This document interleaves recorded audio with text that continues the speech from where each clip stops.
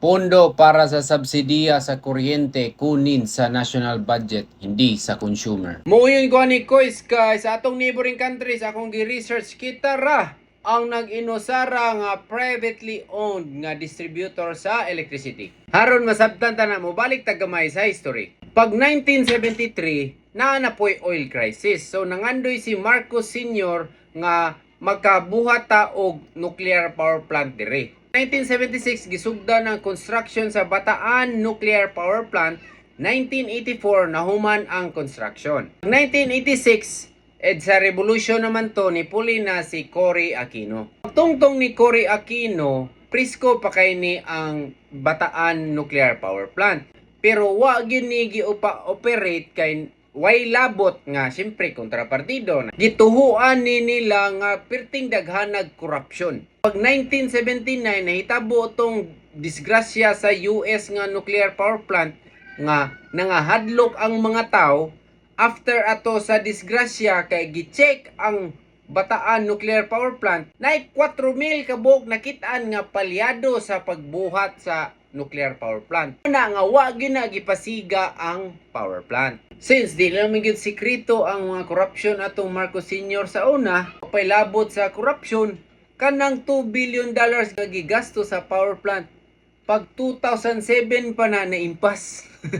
Ibayran na itong pila ka tuig. Early 1990s kois, na short ta og electricity. Napunan pagyod nga katong time nag El Nino pagyod. Was 8 to 12 hours sila walay suga kaniadto every day. Pirting gubaas ekonomiya kaniadto nga ang Kongreso ni hatag og emergency power ni Fidel B. Ramos. So ang gibuhat ni FBR ni pirma siyag mga fast track nga contract sa IPP, mga international private companies nga mo generate og power. Build og power plant in 1 year.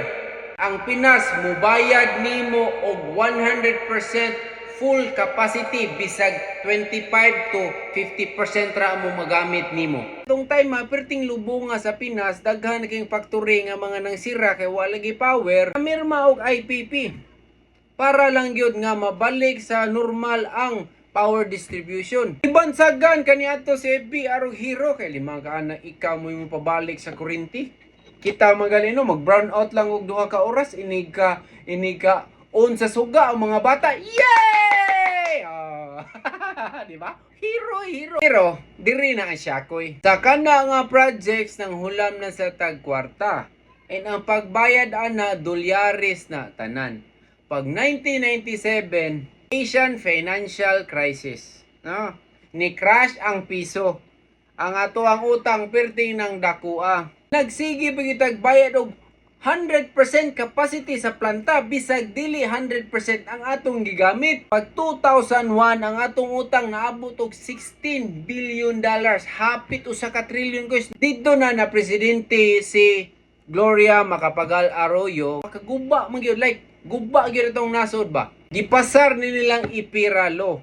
Nya ang mga advisor ani ang World Bank kikita didto ta nakautang nila. Sila mo advisor, sila mo oy architect aning ipiralo. Si Gloria lang ang ni-sign ato nga balaod. Gipamaligya na ang shares ta sa mga Big 3, Big 5 nga family sa nasod. Kay pag research man gud nako, nahibaw ko nga ang mga conglomerates maoy tag-iya sa electricity, sila sa tag-iya sa fuel, insa man ta ni margiduaan naman ta ni ana, di ba? I'm sure mo na imong feeling ditso.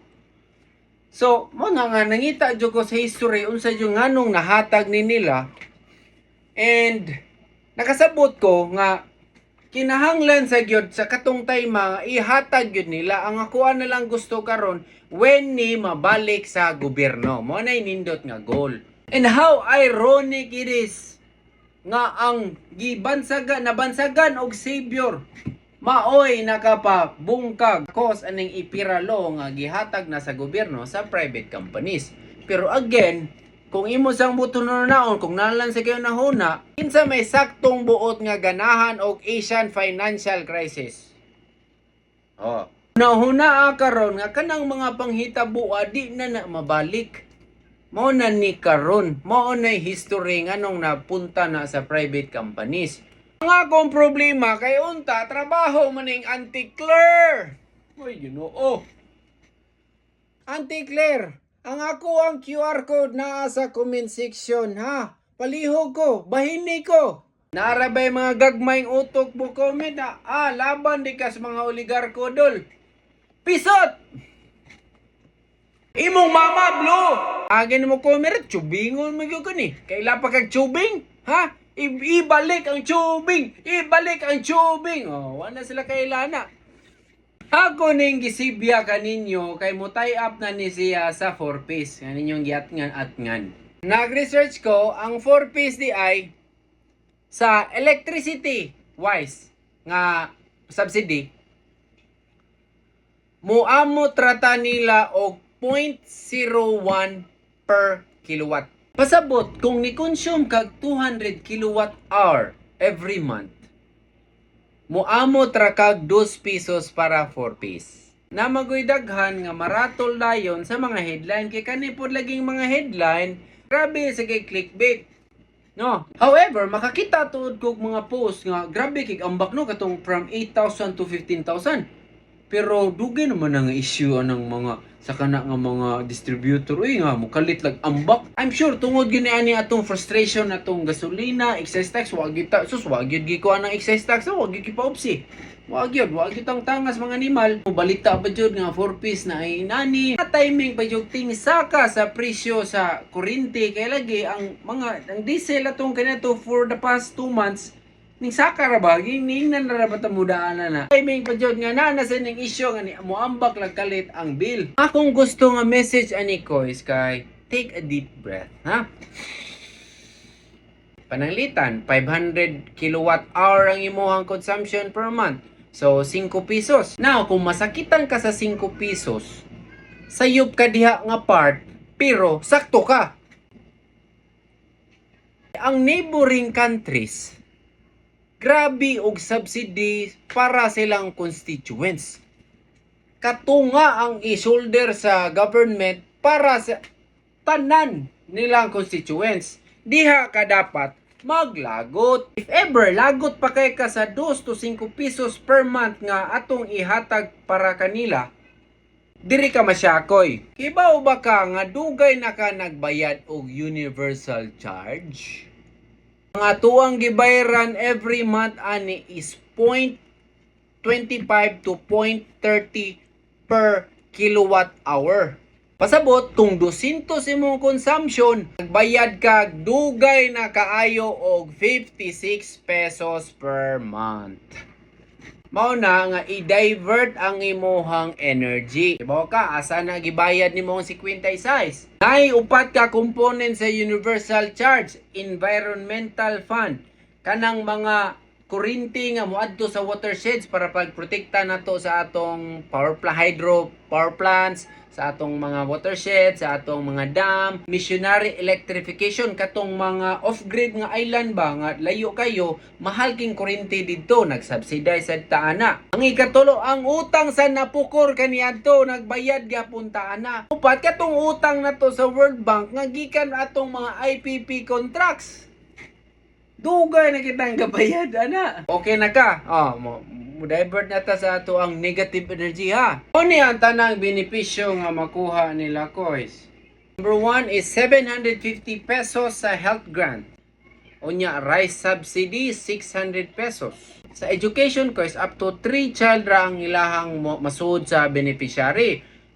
Kung elementary 300 pesos, junior high school 500 pesos, senior high school 700 pesos. Ang electric subsidy ko is depende na siya sa consumption nila. Kung 50 kilowatt hour paubos, 700 ang ihatag sa gobyerno. Kung 50 to 70 kay nara sa 300 kapin niya, ang 70 to 100 kay 200 kapin. Estimated total monthly nila depende pila ka buok imong anak kay 2,300 kapin hantod 4,100 kapin. Since lahi naman tag pananaw ani, depende nimo masuko ba ka or day ani nga grants. Makasabot kay ko kung kani atong storyaan kaysa atong electricity nga pirting gamayar na nato og abuloy.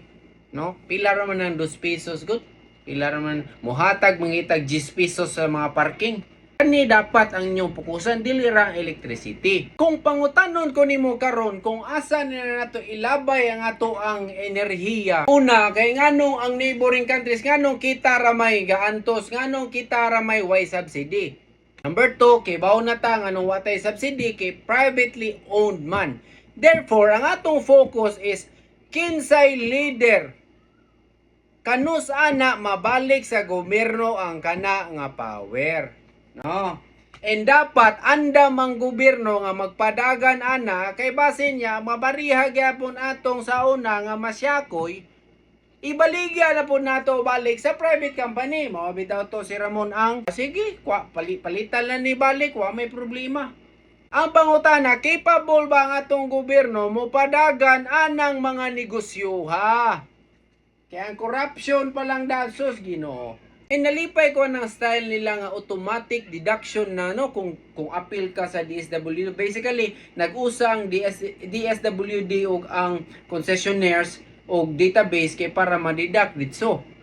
Pero ang corruption na Ginoo. Sa Yonas corruption na oy, kinsa may magtanaw na. Oh. No. Nahala, sige, daghang salamat.